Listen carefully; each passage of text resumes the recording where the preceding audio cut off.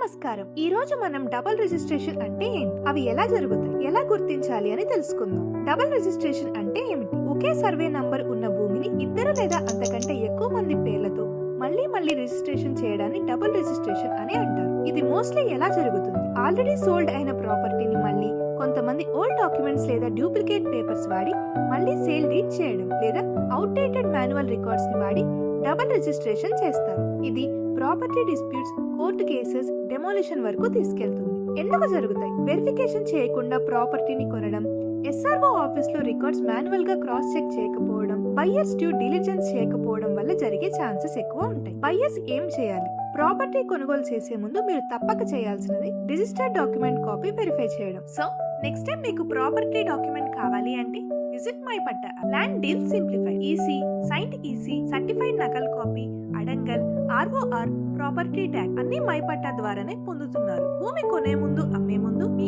ఈసీని ఫ్రీగా my patta app లో చూడండి. ఇప్పుడే డౌన్లోడ్ చేసుకోండి మై పట్టా, మీ నమ్మకమైన ల్యాండ్ గైడ్. ఇప్పటికే 4.5 లక్షలకు పైగా యూజర్లు ఇండియాలో మై పట్టా మీద నమ్మకం ఉంచారు. 4.8 స్టార్ రేటింగ్ తో వేలాది మంది ఆంధ్రప్రదేశ్, తమిళనాడు, కర్ణాటక రాష్ట్రాల్లో తమ భూమి డాక్యుమెంట్లు అన్ని మై పట్టా ద్వారానే పొందుతున్నారు. సర్టిఫైడ్ కాపీ కావాలంటే డిస్క్రిప్షన్ లో ఉన్న వీడియో చెక్ చేయండి.